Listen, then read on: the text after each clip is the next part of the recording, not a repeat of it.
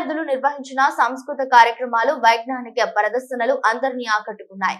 Ibrahimpatnam MLA Malreddy Rangareddy మాట్లాడుతూ గ్రామీణ ప్రాంతాల్లో ఉన్న విద్యార్థులను ప్రోత్సహించాలి. ముఖ్యమంత్రి రేవంత్ రెడ్డి గారి సహకారంతో విద్యా వ్యవస్థను బలోపేతం చేస్తామని తెలియజేసిన ఇబ్రహీంపట్నం ఎమ్మెల్యే మాల్రెడ్డి రంగారెడ్డి తెలిపారు. తల్లిదండ్రుల యొక్క కలలను నెరవేర్చాల్సిన బాధ్యత విద్యార్థులపై ఉందని, విద్యార్థులు ఐఏఎస్, ఐపీఎస్ వంటి లక్ష్యాలను పెట్టుకుని కష్టపడి తల్లిదండ్రుల యొక్క కలలను నెరవేర్చుకోవాలని ఇబ్రహీంపట్నం ఎమ్మెల్యే మాల్రెడ్డి రంగారెడ్డి తెలిపారు.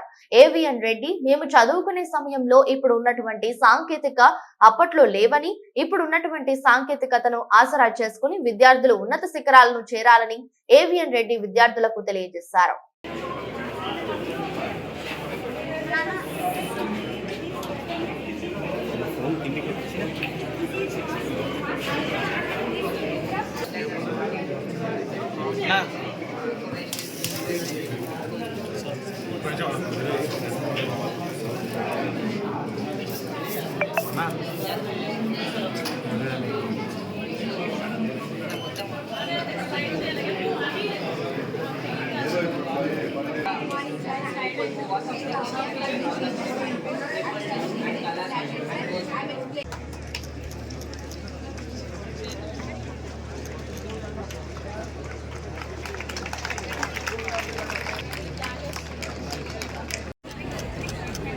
Look at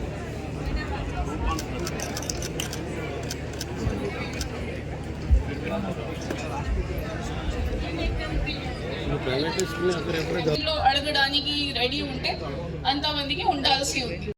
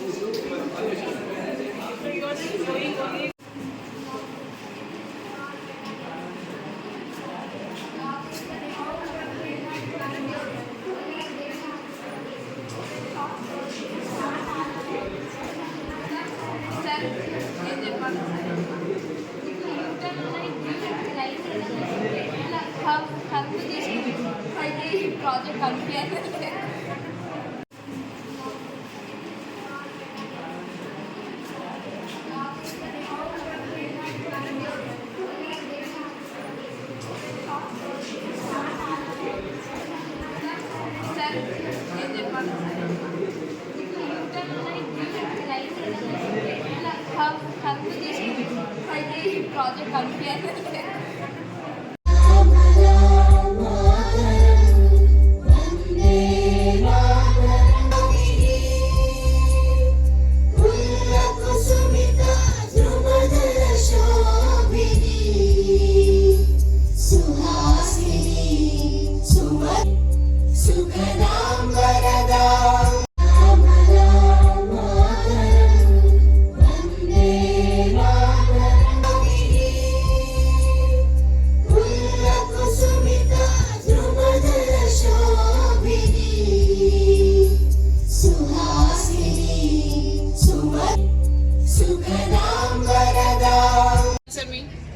ఎందుకు మనకి సన్లైట్ లేదు?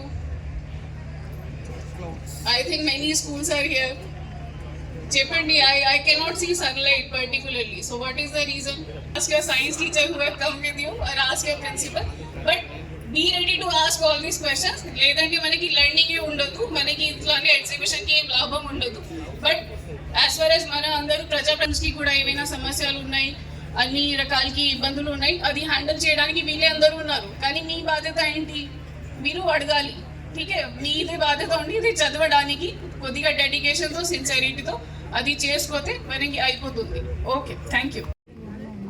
పిల్లలకు విజ్ఞానం కేంద్రం లాంటి ఒక కార్యక్రమాన్ని ఇబ్రహీంపట్నం గురుకుల పాఠశాలలో జరుపుతున్నటువంటి సందర్భంలో ఇది పిల్లలకు వాళ్ళ విజ్ఞానాన్ని పెంచడానికి పిల్లల యొక్క చదువుల్లో భాగమైనటువంటి ఈ సైన్స్ ఎగ్జిబిషన్ ప్రతి ఏటా ప్రభుత్వం నిర్ణయిస్తుంది.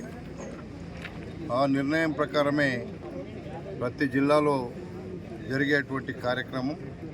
ఈ కార్యక్రమం పిల్లల భవిష్యత్తు కోసం, పిల్లలకు రేపు రాబోయేటువంటి తరాలకు అవసరాల కోసం ఇది చక్కటి అవకాశం.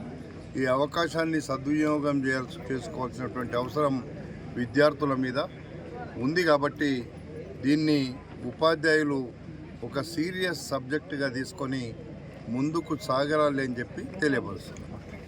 భావి పౌరుడైన తర్వాత వారు మంచి ఉత్తీర్ణులై పెద్ద పెద్ద కొలువుల్లో ఉన్నప్పుడు వారికి బేసిక్గా ఉన్న ఎడ్యుకేషన్ ఫౌండేషన్ అనేది మనం గ్రహించి మరి మన ముఖ్యమంత్రి రేవంత్ రెడ్డి గారికి ముఖ్యంగా ఈ యొక్క ప్రభుత్వ విద్యా సంస్థలను బాగా ప్రోత్సహించాలి, సదుపాయాలు బాగా చేయాలి, టీచర్లు లెక్చరర్లను కూడా బాగా అలాట్ చేయాలని చెప్పి జిల్లా పరిషత్ చైర్మన్గా మేము కోరుకోవడం జరుగుతుంది. రంగారెడ్డి జిల్లాలో కూడా జిల్లా పరిషత్ స్కూళ్ళు చాలా ఉన్నాయి. ముఖ్యంగా మేము తొలి దశ నుండి కూడా బాలికలు ఉంటారు, బాలికలకి ఇక్కడ సదుపాయాలు ముఖ్యంగా టాయిలెట్స్ అనేవి సరిగా లేకపోతే పిల్లలు గర్ల్స్ స్ట్రెంగ్త్ అనేది తగ్గిపోతుంది. ఎందుకంటే వారికి ఇబ్బందికరమైన ఒక వాతావరణంలో రోజు స్కూల్కి వెళ్ళడం కూడా కష్టంగా ఉంటుంది. కాబట్టి గవర్నమెంట్ స్కూల్లో టాయిలెట్స్కి పెద్ద ఎత్తున కూడా నిధులు కేటాయించడం జరిగింది. దాంతోపాటు రన్నింగ్ వాటర్ ఫెసిలిటీ కూడా ఇవ్వడం జరిగింది.